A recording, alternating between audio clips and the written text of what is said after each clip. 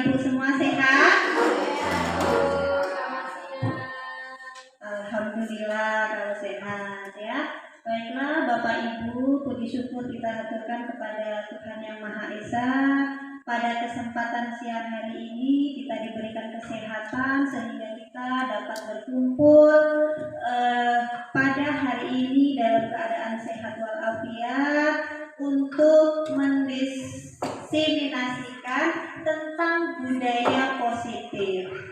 Kedua kalinya sholawat serta salam senantiasa kita curahkan kepada junjungan kita Nabi Agung Muhammad Shallallahu Alaihi Wasallam yang kita nantikan syafaatnya kelak di hari kiamat. Amin amin ya robbal alamin. Baiklah Bapak Ibu sekalian, di sini saya sebelum mengenalkan tentang budaya positif, perkenalkan dulu diri saya. Saya adalah nama saya Lasmini, CGP Angkatan 9 dari SDN 13 Mesuji, Kabupaten Mesuji. Bapak Ibu yang berbahagia, kita lihat di sini kita akan mempelajari yaitu tentang budaya positif. Sebelum kita meningkat ke pembelajaran berikutnya, di sini kita lihat tentang arti kata budaya positif, ya. Apa yang Anda pikirkan? Kita lihat dulu Bapak Ibu. Ada pertanyaan pemantik sebelum kita memasuki materi tentang budaya positif. Ada 3 pertanyaan. Yang pertama, apa yang Bapak Ibu pikirkan ketika mendengar kata budaya positif? Pertanyaan pemantik yang kedua, apakah budaya positif itu penting? Kemudian yang ketiga, jika penting, mengapa? Silakan Bapak Ibu pahami dulu pertanyaan pemantik ini. Kemudian setelah memahami kalimat pemantik, Bapak Ibu nanti bisa menuliskan jawabannya pada kertas sticky note yang akan dibagikan. Minta bantuannya Ibu untuk membagikan sticky note-nya.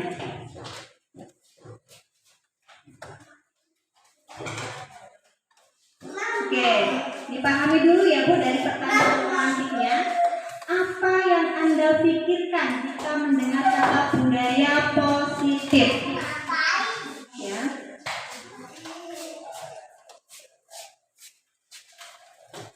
Ya, boleh dimulai dari sekarang ya. Ibu, dulu ini sambil eksaminasi dulu. Ya, apa itu tentang budaya positif? Sepengetahuan Ibu aja, nggak harus yang panjang-panjang, pendek saja nggak apa-apa Ibu Pak. Apa itu budaya positif? Pendek saja. Terlintas dalam benak Bapak Ibu bahwa ketika mendengar kata budaya positif, apa yang terlintas dalam pikiran Bapak Ibu? Ya. Kemudian yang kedua, apakah budaya positif itu penting? Ya, yang kedua, apakah budaya positif itu penting? Jika penting, tuliskan penting. Jika tidak, tuliskan tidak. Nanti keterangannya di nomor 3. Jika penting, mengapa?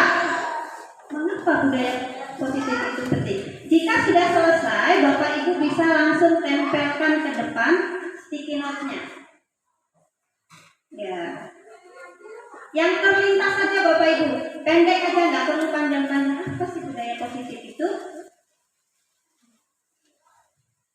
Apa sih budaya positif? Ayo kita lihat dari budaya positif. Positif itu kan artinya baik.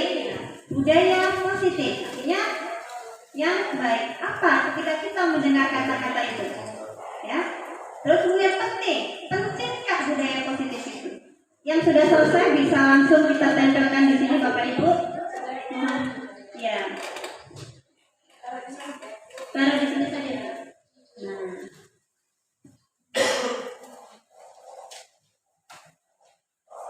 Yang nomor 3, jika penting, mengapa? Mengapa budaya positif itu penting? Ya. Oke, silakan ditempel saja. Tidak boleh dikasih nama, nggak apa-apa, Bapak Ibu langsung aja dijawab.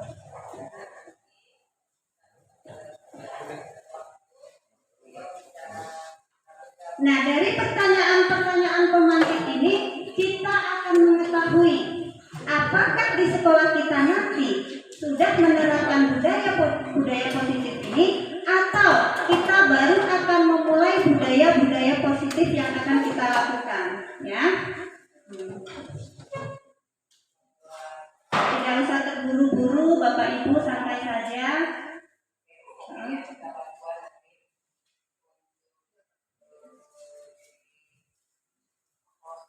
Oke, sambil menunggu yang lainnya saya bacakan dulu ya.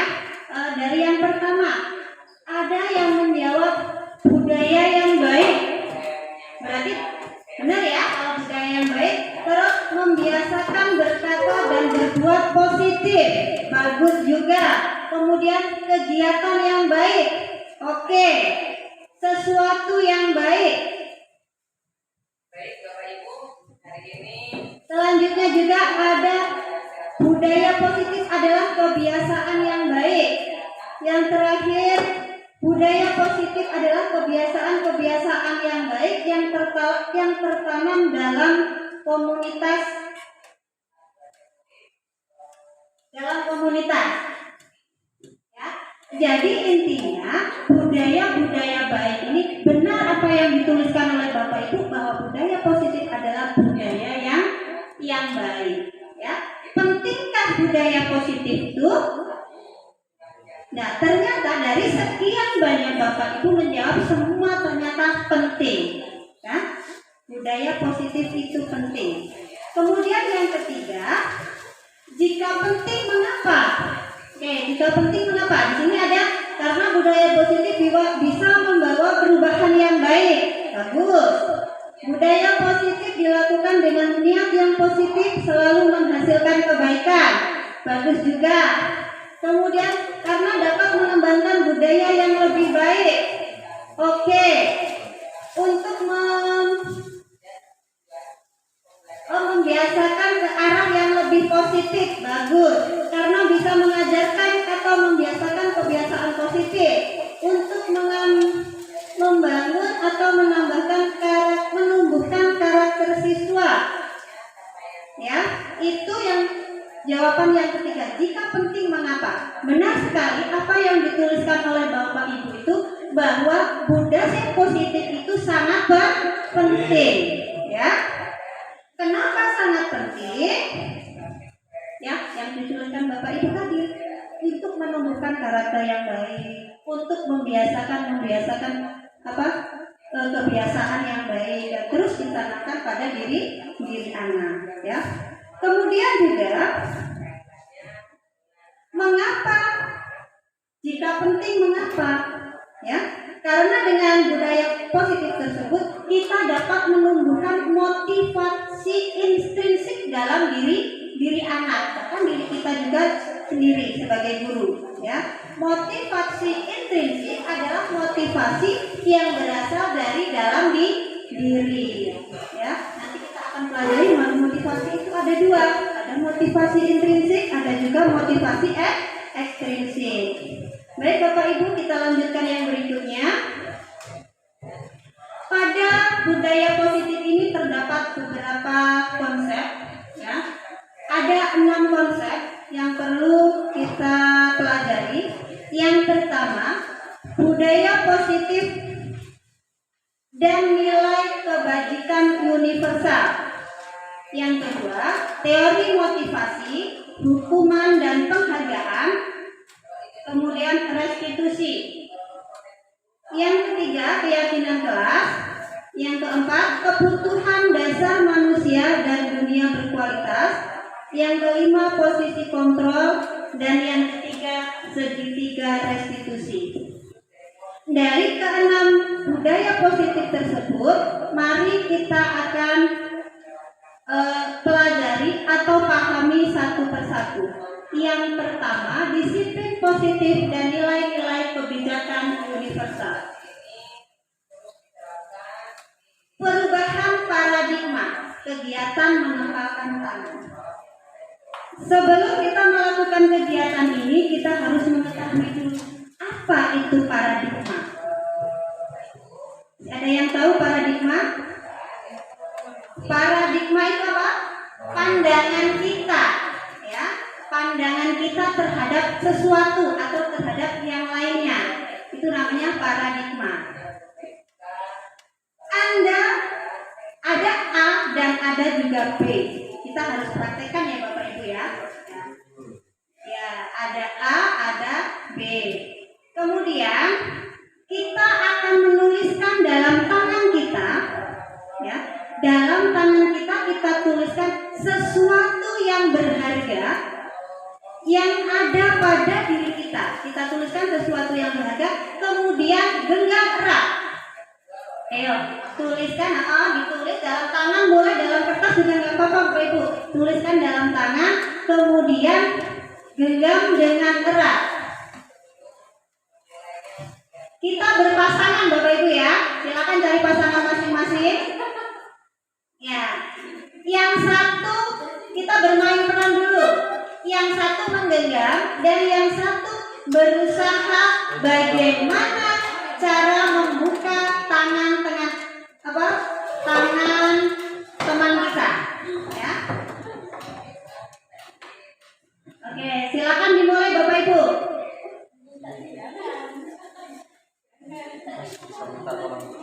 Bisa kalau seumpamanya teman kita tidak mau membuka, lakukan dengan bujukan, rayuan, bahkan dengan kekerasan. Ya, dengan sekuat tenaga bagaimana cara Bapak Ibu untuk membuka apa yang menjadi hal penting yang ada di dalam genggaman teman Anda. Sudah dilakukan? Sekarang boleh saya tanya sebentar ya. Jika Anda, Ibu Nisa umpamanya, jika Anda sebagai penggenggam, tangan yang menggenggam, jika ada orang lain yang ingin membukanya, apa yang Ibu Nisa lakukan? Apa yang Ibu Nisa lakukan? Ya, kalau itu sesuatu dengan harga, ya nggak boleh lah. Atas izin sendiri. Nggak boleh. Boleh. Nggak apa-apa, nggak boleh juga boleh. Boleh juga. Ibu Jumilah boleh atau tidak, silakan. Tadinya saya nggak boleh, tapi lama-lama setelah dibujuk ya adalah saya kasihkan Bu. Oh gitu ya. Nggak apa-apa, semuanya betul. Baik itu tidak membuka tangan, ya, karena itu sangat berharga bagi diri kita, ya. Baik tidak membuka tangan ataupun dia membuka tangan, ya, itu semua pasti ada alasannya. Sama dengan murid kita. Ini adalah pandangan kita kepada murid. Kita terapkan kepada murid kita. Seandainya murid kita ada yang tidak mau belajar, murid kita yang tidak mau belajar, apa yang kita lakukan? Bisa membujuknya, bisa merayunya, bahkan kalau tidak bisa membujuk, tidak bisa merayu, biasanya kita menggunakan kekerasan. Itu yang biasa kita lakukan. Tetapi ya, ternyata menggunakan kekerasan itu tidak diperbolehkan. Intinya dalam perubahan paradigma ini artinya diri kita, ya, diri kita yang memegang kendali atas genggaman tangan kita. Ya, kita mau membuka tangan kita atau menutup tangan kita, hanya kita sendiri yang mempunyai kontrol. Tentu kita membuka tangan kita ada alasannya. Kenapa kita membuka tangan kita? Menggenggam tangan kita juga kita mempunyai alasan. Jadi tidak kalau yang menggenggam salah, tidak. Yang membuka tangan salah, tidak. Semuanya betul. Yang menjadi dasarnya adalah kita mempunyai alasan sendiri kenapa kita tidak membuka atau membuka atau bahkan menutup tangan kita. Ya. Itu sama dengan diri kita. Yang bisa mengendalikan diri saya atau diri kita sendiri ya diri kita. Orang lain tidak bisa. Contohnya begini. Kalau kita kita datang ke sekolah tepat waktu. Ya. Kalau tidak ada dari kesadaran diri kita sendiri, itu mungkin akan ada kesadaran yang membuat kita berangkat, itu ada konsekuensi dari luar. Contohnya begini, kalau kita berangkat pagi itu karena mungkin ada kepala sekolah.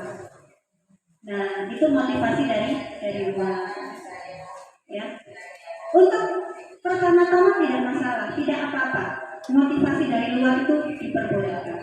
Ya. Tetapi kebiasaan-kebiasaan tersebut akan kita ubah menjadi kebiasaan-kebiasaan yang baik atau yang muncul dalam diri kita. Ya, kita usahakan sebisa mungkin bahwa motivasi itu berasal dari diri kita. Oke, dilanjutkan. Perubahan paradigma teori kontrol atau teori pilihan.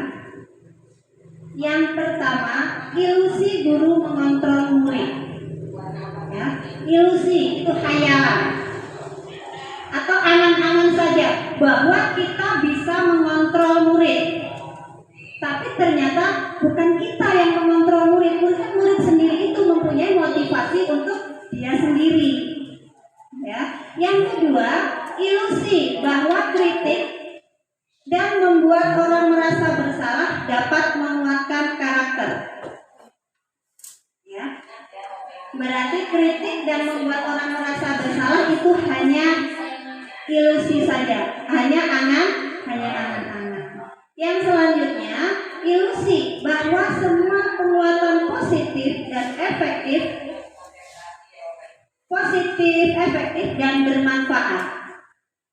Yang selanjutnya, ilusi bahwa orang dewasa memiliki hak untuk memaksa. Ya, berarti hanya angan-angan saja kalau kita mempunyai hak untuk memaksa. Berarti apa yang kita lakukan supaya tidak memaksa? Kita harus memberikan motivasi supaya hal-hal positif yang ada pada diri anak tersebut muncul. Itulah tugas kita, bukan memaksa mereka, tetapi memunculkan motivasi yang ada pada diri anak. Kita lanjut Bapak Ibu. Perubahan paradigma stimulus respon, teori kontrol atau teori pilihan. Kita lihat di sini ada stimulus respon dan teori kontrol pilihan. Yang kita lakukan selama ini, ya, termasuk saya, adalah yang bagian stimulus respon. Siapa sesungguhnya yang memiliki kontrol? Yang pertama, kita mencoba mengubah agar pandangan kita sama dengan kita mencoba mengubah orang lain agar pandangan sama dengan kita. Itu menurut teori stimulus respon. Kalau menurut teori kontrol, kita berusaha memahami pandangan orang lain tentang dunia. Kita yang harus memahami, ya. Kita yang harus memahami orang lain. Kemudian kalau menurut stimulus respon, perilaku buruk dilihat sebagai suatu kesalahan. Ini, ya.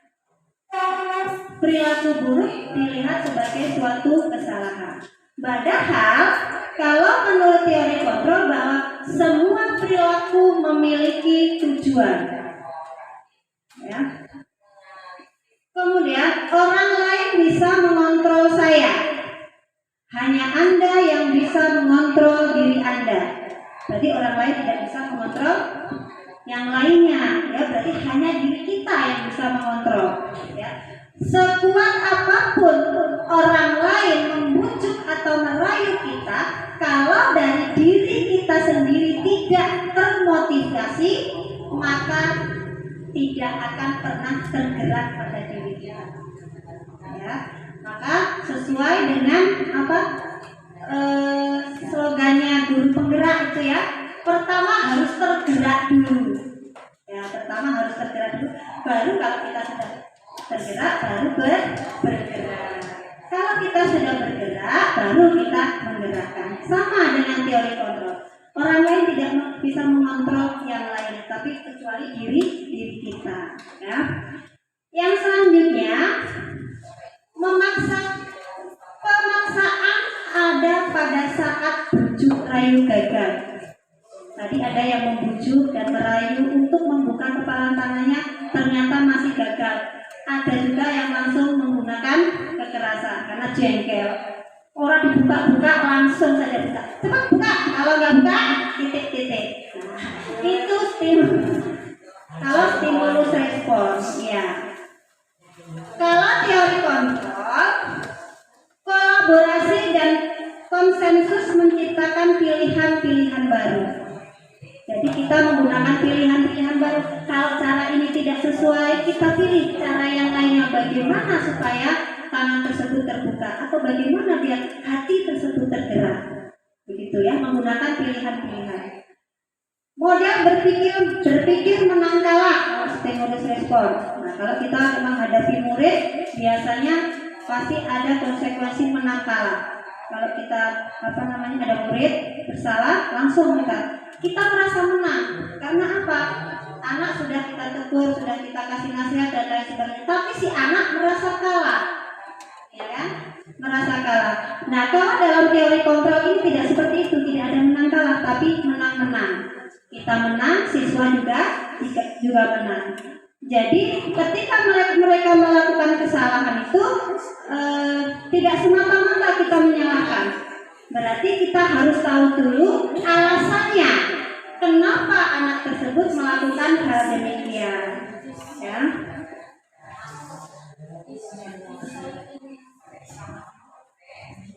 Yang selanjutnya yaitu makna disiplin. Berasal dari bahasa disiplina yang artinya belajar. Nah, berarti disiplin itu berasal dari kata disiplinnya, artinya belajar.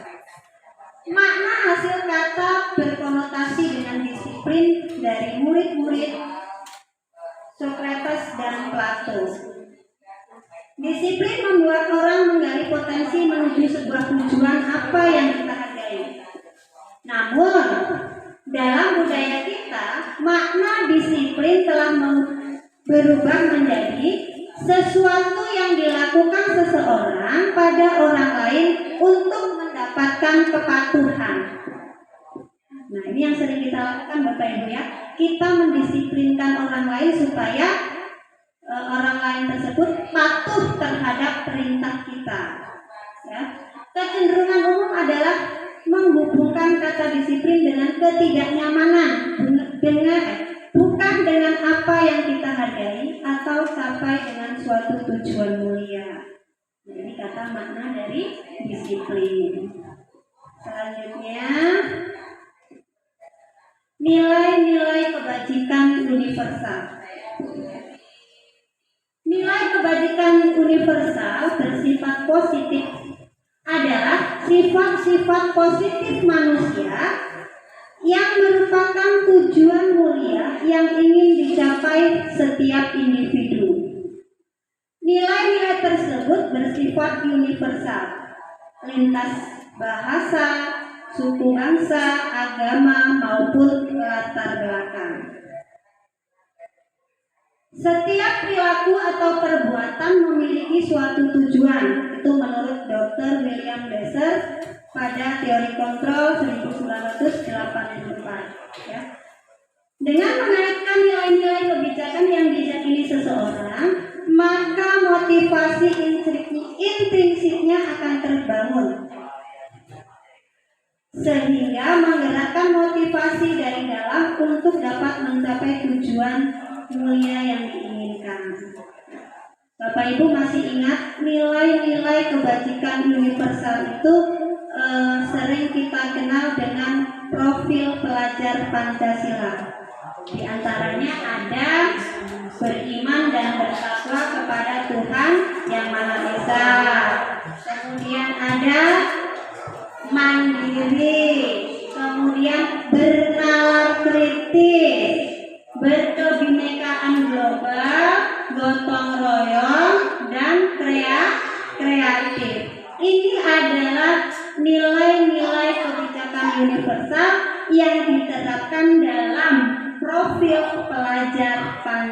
Pancasila.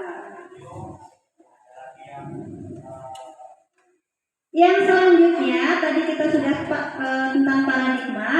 Yang selanjutnya yaitu teori motivasi, hukuman dan penghargaan dan restitusi. Teori motivasi perilaku manusia.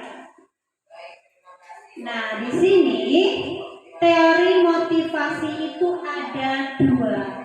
Ada motivasi eksternal dan motivasi internal.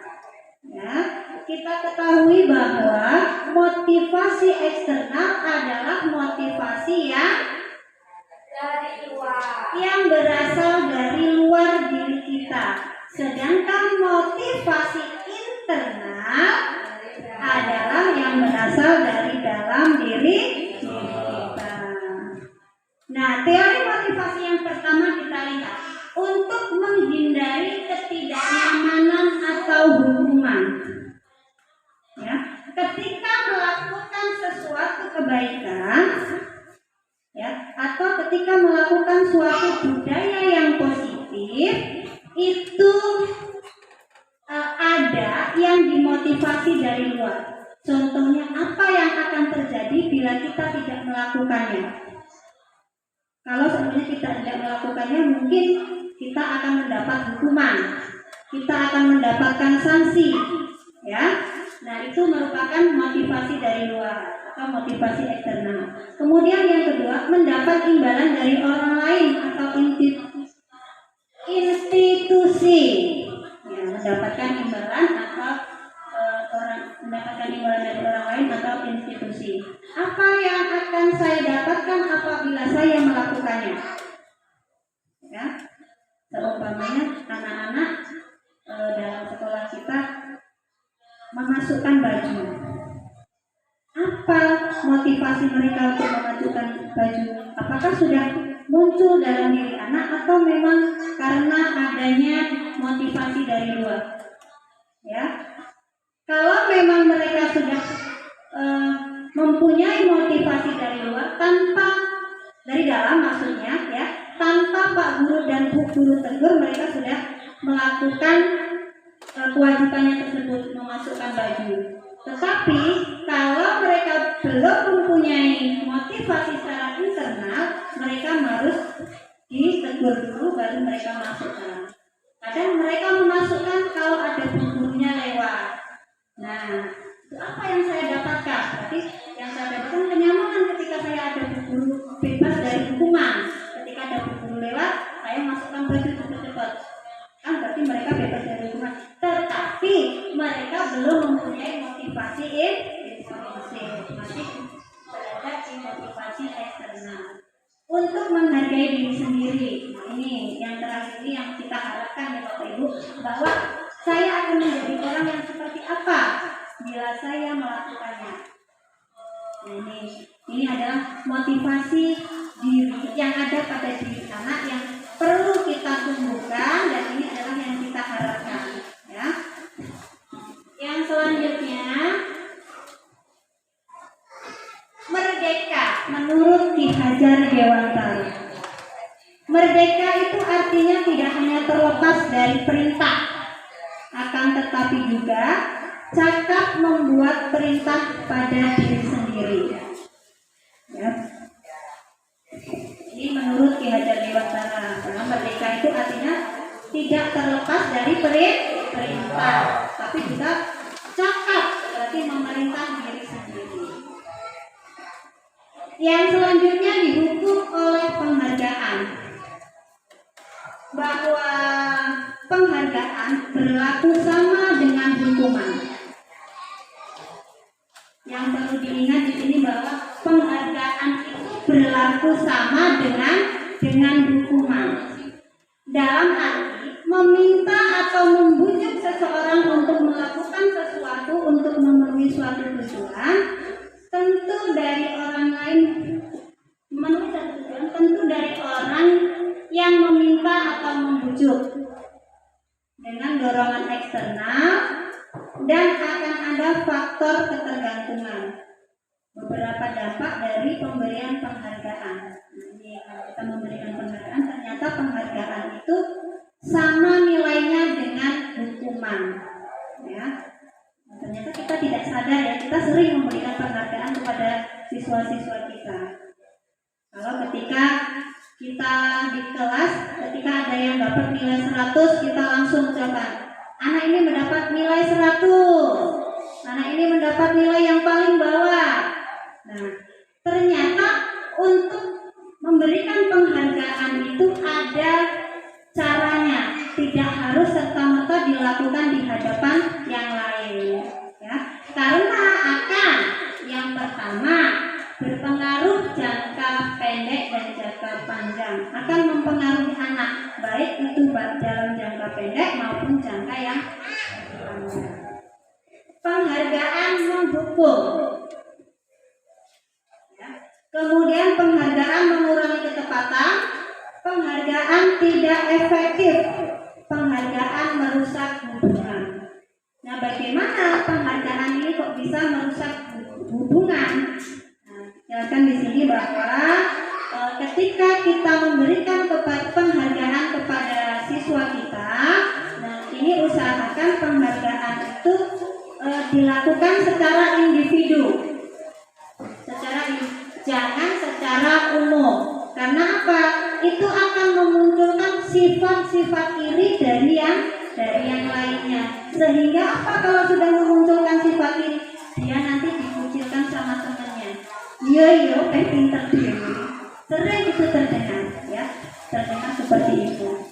Walaupun dengan ejekan seperti itu, kadang anak-anak mentalnya akan merasa turun, ya. Jadi kalau kita akan memberikan penghargaan, dilakukan secara individu, ya, jangan dengan secara kelompok. Yang selanjutnya, penghargaan menurunkan kualitas. Penghargaan mematikan kreativitas. Penghargaan mengurangi motivasi intrinsik. Ya, didukung oleh penghargaan banyak sekali indikatornya.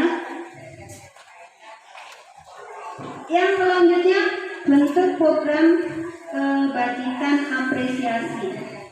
Dalam memberikan apresiasi atau pengakuan perlu diingat ada beberapa hal.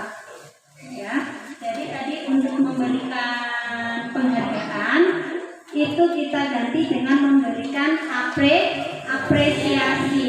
Ya, jadi sekarang reward, kemudian lagi hadiah itu Bu ya. Nah itu sekarang sudah mulai dikurangi, ya, sudah mulai ditinggalkan. Jadi pemberian apresiasi. Ya, caranya bagaimana? Bentuk-bentuknya bagaimana? Yang pertama, memberi pengakuan secara khusus. Ya, memberi pengakuan secara khusus ini tadi dikhususkan untuk hal apa? Ya, terus kemudian pengakuan secara pribadi dilakukan secara pribadi. Kemudian memberi pengakuan kepada semua murid secara bergantian. Kalau yang satunya diberi apresiasi, yang lainnya juga diberi apresiasi. Walaupun nilai kebajikannya itu tidak terlihat oleh yang lainnya, namun kita harus memberikan apresiasi. Ya. Beri pengakuan secara konsisten. Kemudian fokus pada prosesnya. Selanjutnya, contoh pengakuan atau apresiasi kebajikan.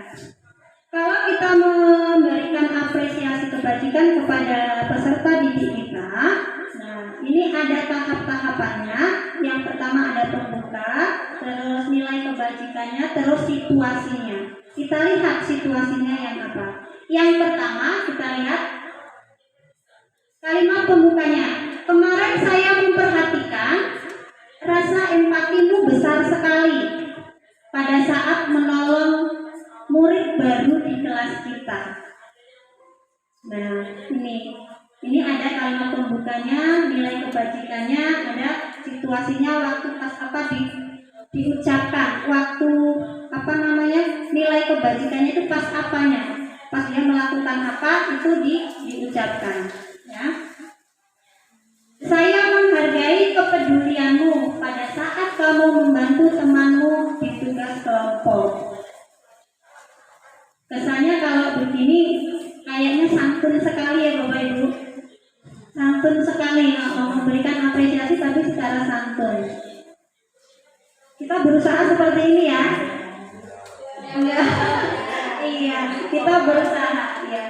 Mencoba membuka diri dulu. Kita membuka diri dulu baru kita bisa berbuat ya. Terima kasih untuk rasa tanggung jawabmu pada saat kamu memungut kertas yang berserakan di lantai. Yang kita lakukan selama itu ya kesuwen. Kita ya memang begitu, betul sekali Bu.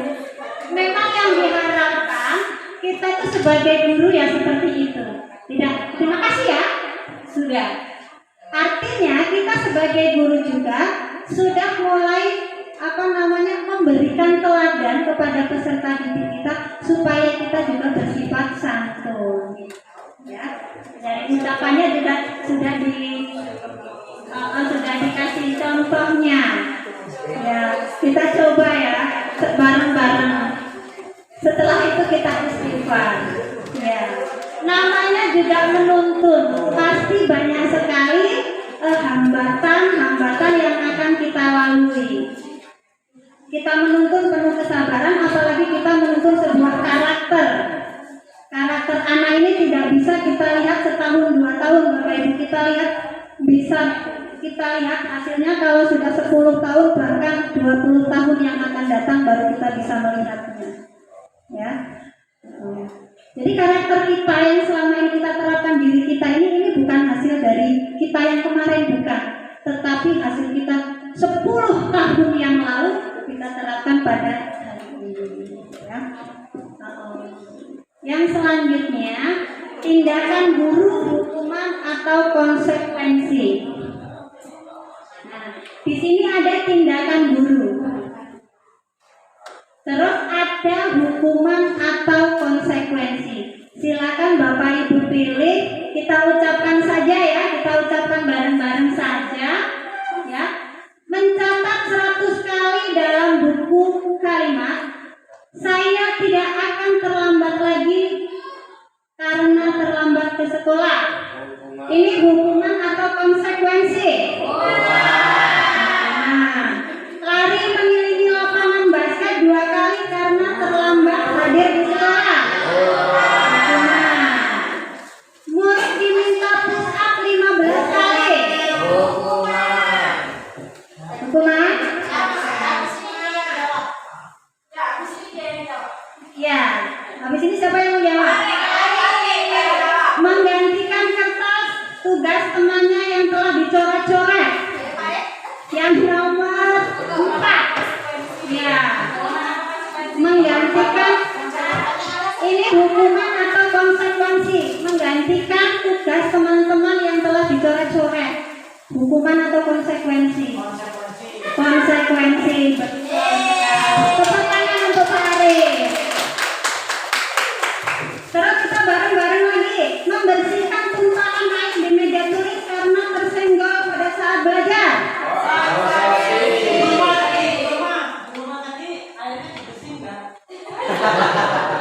Iya.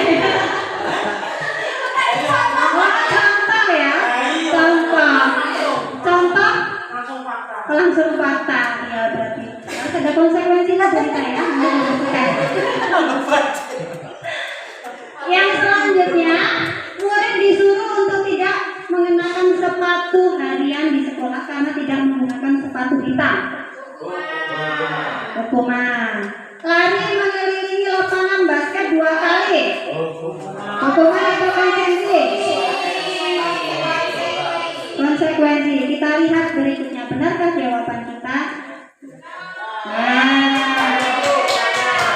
Ya, boleh. Nomor 2 sama ini ya? Sama-sama lari, yang satu hukuman, yang satu konsekuensi.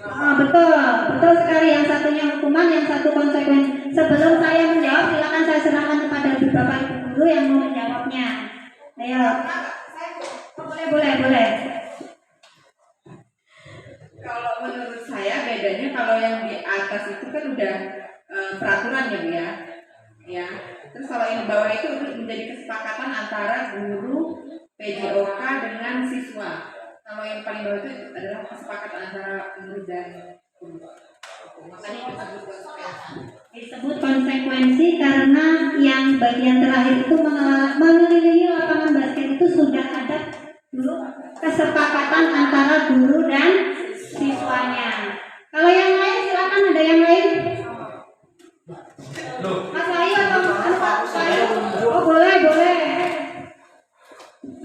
Itu kalau yang menurut saya itu kenapa dia disebut hukuman, karena dia itu sebelumnya tidak ada kesepakatan dan hukumannya secara insidensial aja Bu, jadi langsung makanya disebut hukuman.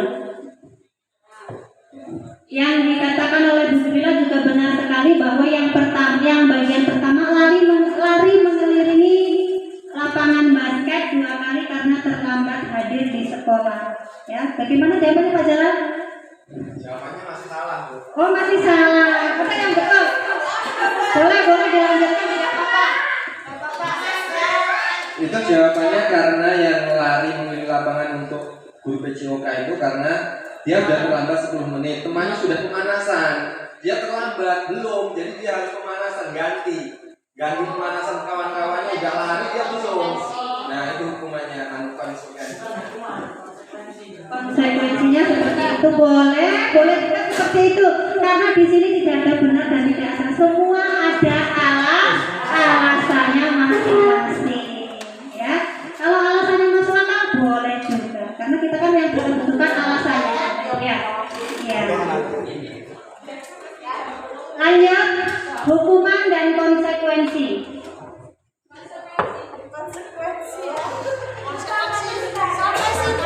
Ya. Kalau hukuman, sesuatu yang menyakitkan harus terjadi. Baik itu menyakitkan secara fisik maupun secara mental. Kita berkata-kata kasar juga sudah termasuk ke dalam hukuman, ya. Terus kemudian kalau konsekuensi sesuatu harus terjadi. Jadi sesuatu harus terjadi, misalnya tadi dicontohkan bahwa mencoret-coret kertas temannya. Apa yang terjadi? Itu mengganti temannya dengan mengganti kertas temannya yang dicoret-coret. Ya. Kalau hukuman membuat anak sakit baik fisik maupun hati untuk jangka yang lama. Kemudian membuat anak merasa tidak nyaman dalam jangka waktu yang pendek, itu kalau konsekuensi ya. Kalau hukuman itu bisa menyakiti secara fisik atau menyakiti hati. Yang selanjutnya hukuman. Anak membenci kedisiplinan. Karena kita sering menghukum, lama-lama anak juga jadi bosan. Berdino kok dihukum. Nah, nggak bisa neni, lama-lama juga pusing ya. Itu akan jadi benci sama namanya kedisiplinan. Kemudian kalau kita menerapkan konsekuensi, anak-anak akan menghargai kedisiplinan. Yang selanjutnya, kalau hukuman itu ada unsur pemaksaan. Ya, kalau hukuman ada unsur pemaksaan, sedangkan kalau konsekuensi ada stimulus dan tanggapan. Kemudian mendorong anak menyakiti diri sendiri. Kalau konsekuensi mendorong anak agar mudah menyesuaikan diri. Kemudian lagi kalau hukuman konsep diri yang buruk, kemudian konsep diri yang baik kalau itu konsekuensi. Hukuman anak belajar untuk menyembunyikan kesalahan. Kemudian kalau konsekuensi, anak akan belajar untuk mematuhi peraturan. Marah, rasa bersalah, dipermalukan, merasa tak dihargai. Itu hasil dari hukuman. Kemudian kalau dari konsekuensi, kehilangan hak, dibuat tidak nyaman, diasingkan untuk sementara. Tapi jangkanya kalau untuk konsekuensi jangkanya jangka pendek. Untuk mungkin dia merasa tidak nyaman hanya saat itu saja, ya itu jangka pendeknya, ya, tapi itu jangka pendeknya itu hukuman.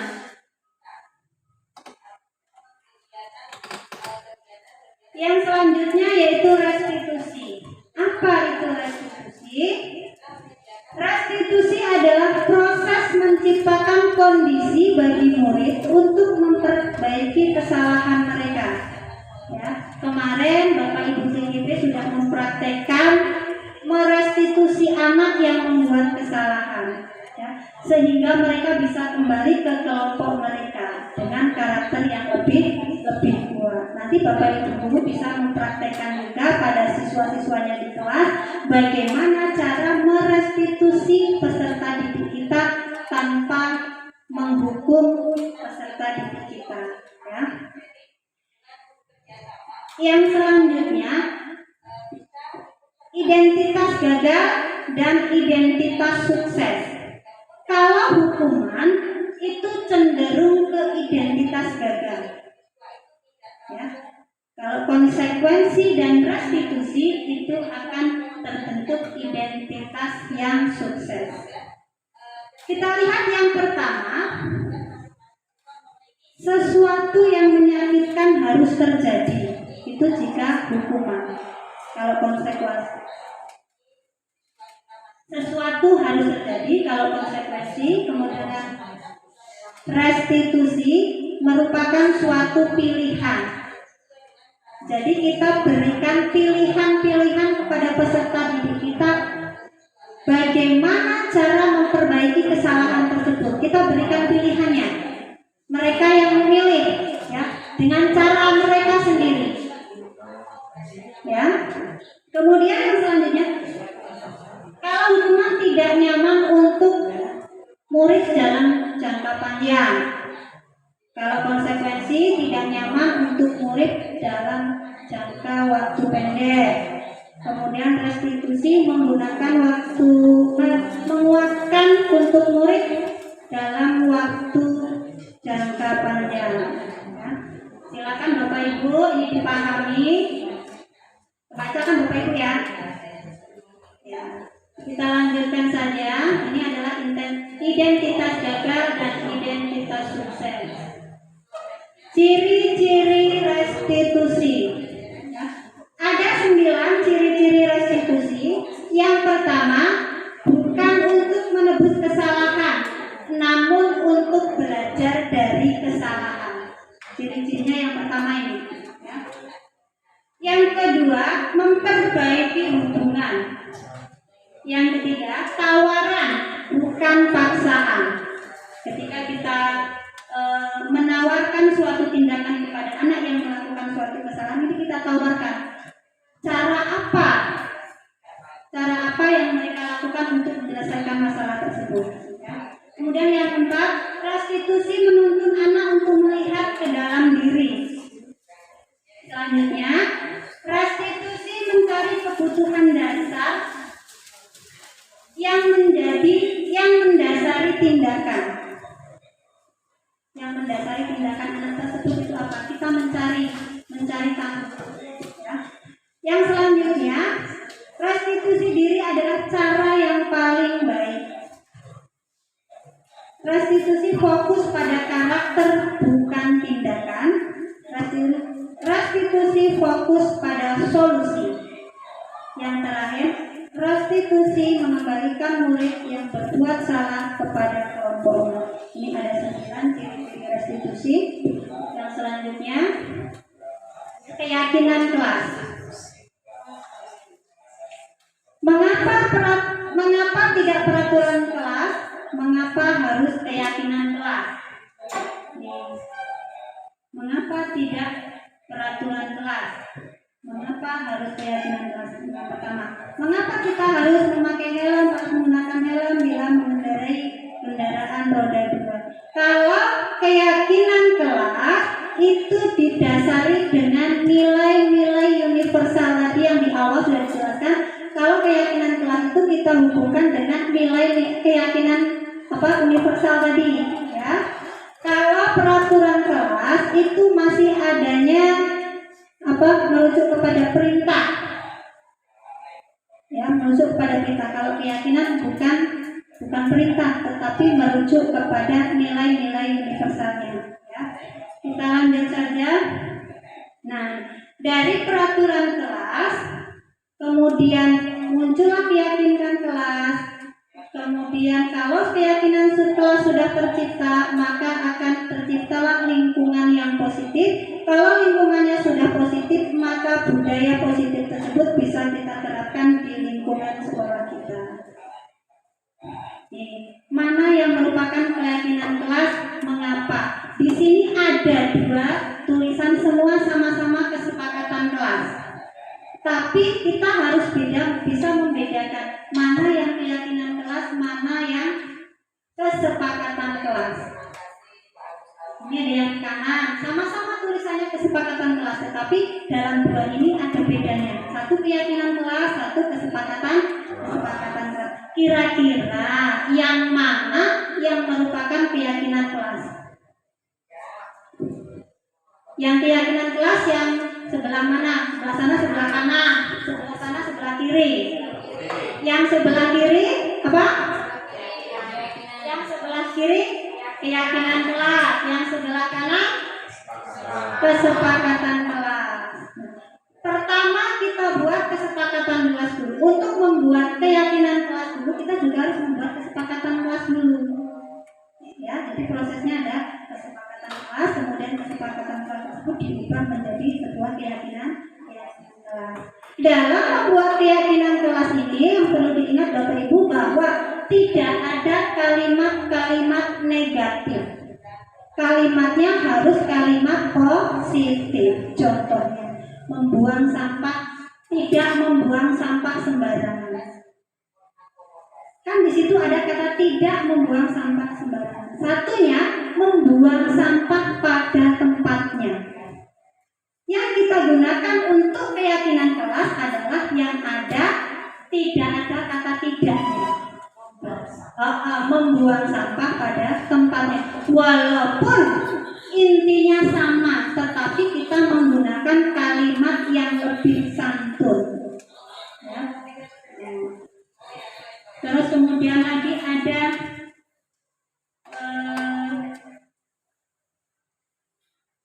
berdoa. Seumpamanya keyakinan kelas kita berdoa setelah dan sesudah memulai pembelajaran. Oh iya, sebelum dan sesudah memulai pembelajaran. Kita menggunakan pokoknya kalau keyakinan kelas yang perlu diingat-ingat katanya harus positif Bapak Ibu ya, nggak boleh ada kata negatifnya saja. Ya. Lanjut ke pendalaman keyakinan kelas. Nah, nanti dalam pembuatan keyakinan kelas ini kita menggunakan ada yang namanya tabel T dan tabel Y. Nah, tabel Y ini terlihat, terdengar, dan berperilaku. Kalau tabel Y ini tampak seperti atau tidak tampak seperti. Ya, kita nanti lebih lanjut, kita next saja. Ya.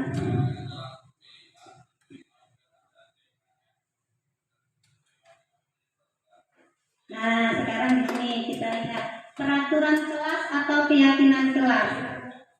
Selalu mengembalikan buku ke tempatnya. Kita ucapkan bareng-bareng saja ya. Tidak usah menuliskan, kita bareng-bareng saja. Selalu mengembalikan buku ke tempatnya.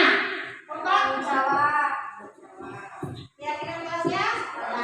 Tanggung jawab. Dilarang mengganggu orang lain. Menghormati. Hadir di sekolah 15 menit sebelum pembelajaran dimulai. Komitmen. Dilarang melakukan kekerasan. Keselamatan. Dilarang menggunakan narkoba.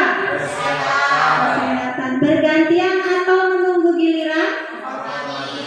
Menghormati. Menggunakan masker. Kesehatan. Jangan berlari di kelas atau di koridor. Keselamatan. Nah, ini merupakan keyakinan kelas yang nilai universalnya. Ya. Kita lihat jawaban kita pada slide berikutnya, apakah jawaban kita benar? Nah, bisa tidak muncul. Oh iya. Nah, yang pertama tanggung jawab, menghormati orang lain. Nah, ternyata jawaban kita benar ya, Bapak Ibu. Berarti kita sudah mulai memahami apa itu keyakinan kelas dan peraturan kelas. Ya. Kita aplaus untuk kita semua, Bapak Ibu.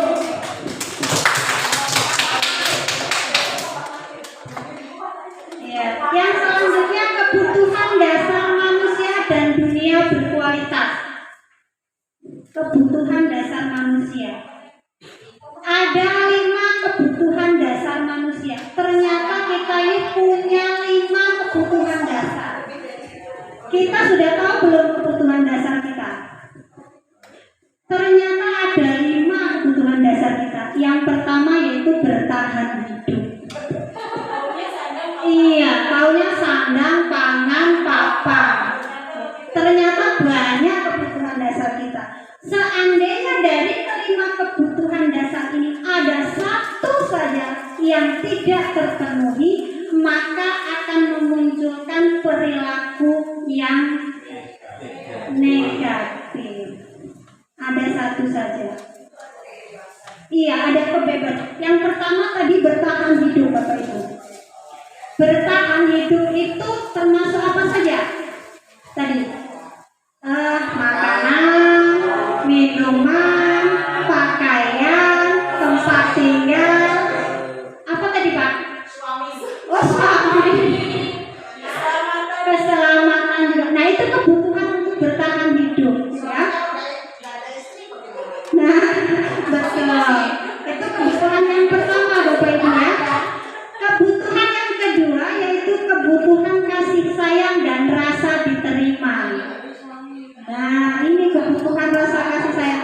Sudahkah kita terpenuhi kecukupan kebutuhan dasar kasih sayang kita?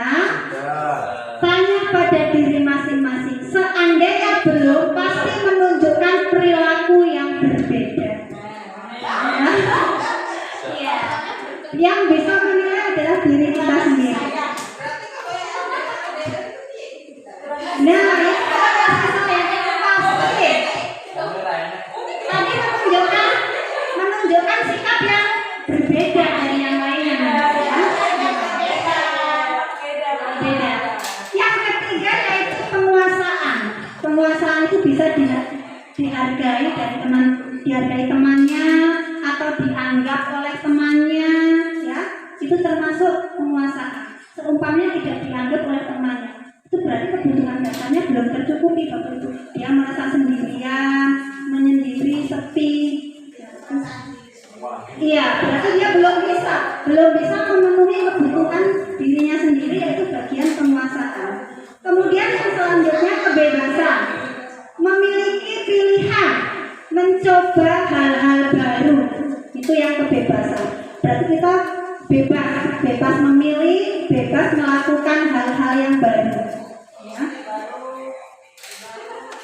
Ya, kebebasan, tetapi kebebasan yang ada batasannya, ya.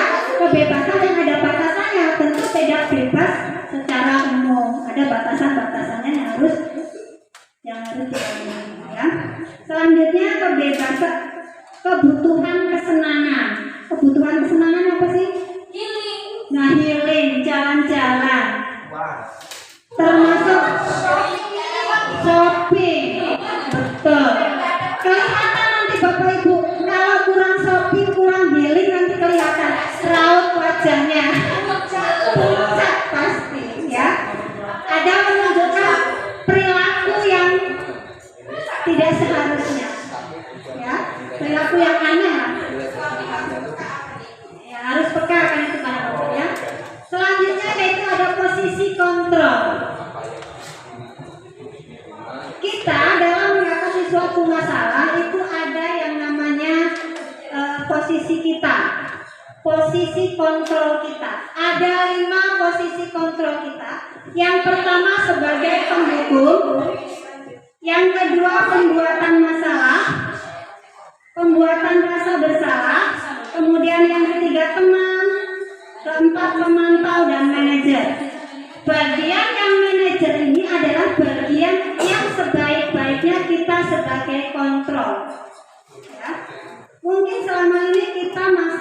tahapan menghukum. Ya, termasuk saya sendiri juga seperti itu. Tapi ternyata setelah mempelajari modul 1.4 ini, posisi kita tidak boleh sebagai penghukum.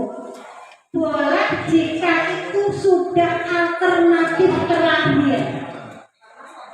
Iya, alternatif terakhir baru kita bisa menggunakan posisi yang kelima. Sebaik-baiknya adalah kita ada sebagai posisi manajer. Ya. Nih, pernyataan. Kita lihat dulu Bapak Ibu di sini. Ada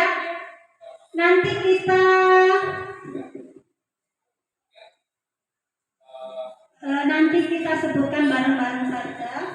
Ini ada pernyataan siapa yang mengatakan. Saya kecewa sekali dengan kamu. Nah,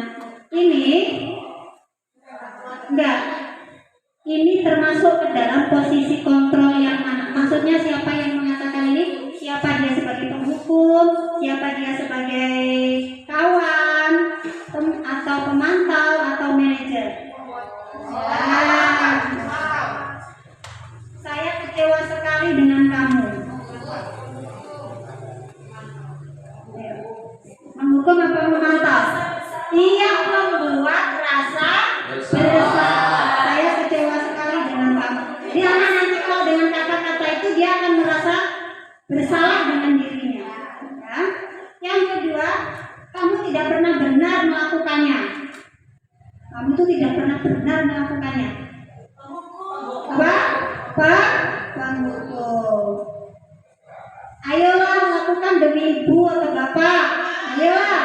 Nah, teman. Berarti kalau teman itu biasa ke yang lebih akrab ya. Lebih akrab. Yang selanjutnya, apakah kamu mau mendapatkan stiker bintang hari ini?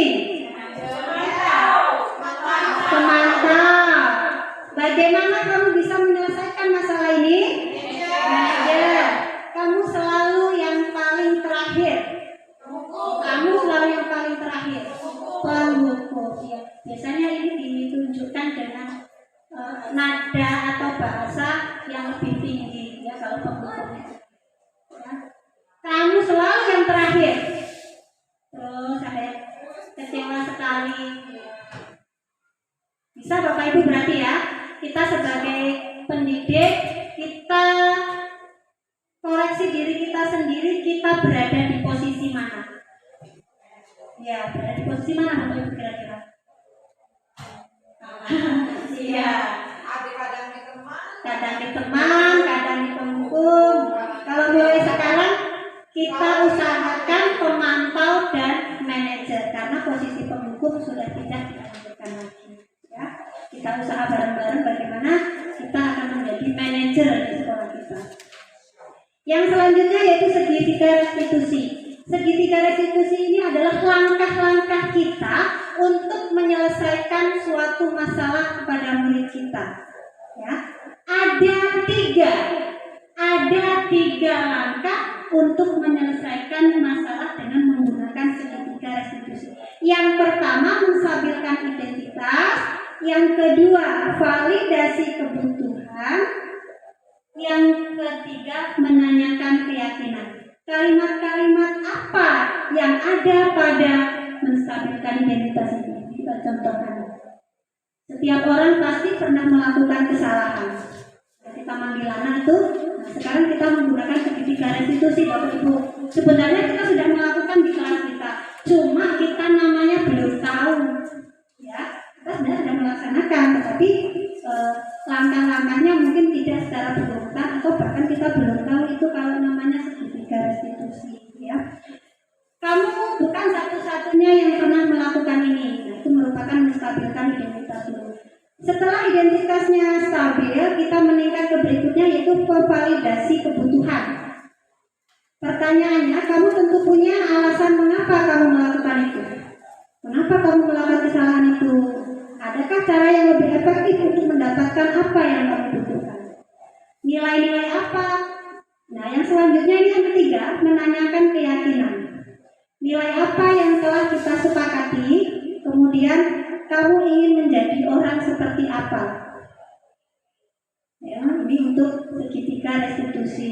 Selanjutnya menstabilkan identitas. Ini ada 3 segitiga restitusi. Menstabilkan identitas, itu langkah-langkahnya. Kemudian validasi kebutuhan dan menanyakan keyakinan. Yang selanjutnya ini juga disiplin positif. Nah, Bapak Ibu, terima kasih ya sampai di sini kegiatan kita tentang budaya positif ya yang saya sampaikan, yang saya dapatkan dari kegiatan CPV angkatan 9 pada modul 1.4 ini. Mudah-mudahan dengan saya menyampaikan hasil saya pada kegiatan CPV ini dapat mengubah kita menjadi lebih baik lagi, menjadikan budaya-budaya positif di sekolah kita menjadi kebiasaan kita sehingga sekolah kita bisa menjadi yang lebih baik lagi. Terima kasih Bapak Ibu untuk refleksi hari ini. Silakan refleksinya Bapak Ibu tuliskan saja, tidak usah disampaikan. Bapak Ibu tuliskan saja refleksi pada kertas ya. Tuliskan saja refleksinya pada kertas sticky note yang telah disediakan ya.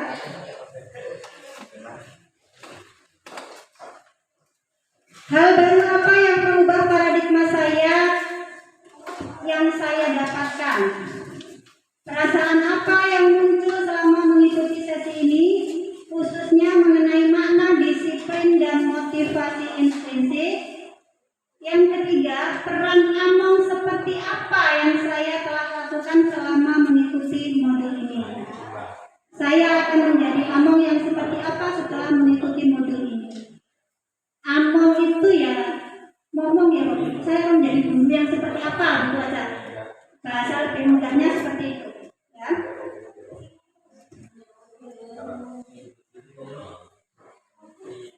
Oke, terima kasih Bapak Ibu. Nanti silakan hasil refleksinya ditempelkan saja di sticky note di depan. Oh, pertanyaannya nggak kelihatan ya? Oh iya, malah dihilangkan pertanyaannya ya. Ayo.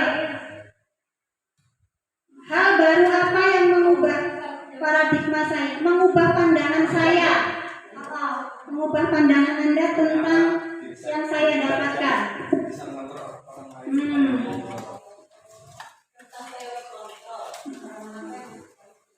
Perasaan apa yang muncul? Kemudian peran seperti apa yang saya lakukan selama mengikuti modul ini?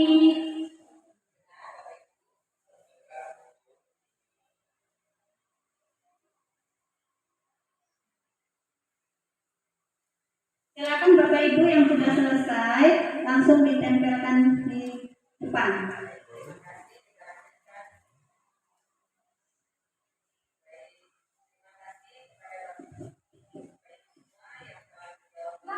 Oh hilang ya? Oh sebentar.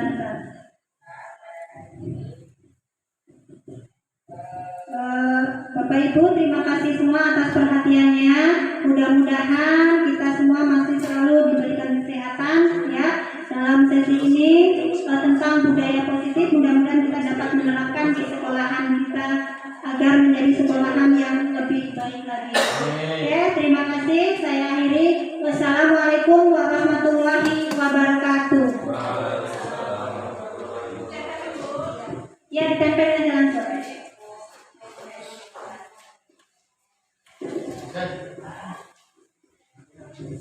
Masih bisa nggak ya? Sekali lagi. Kita mau kuis guys, Bapak Ibu. Iya ya.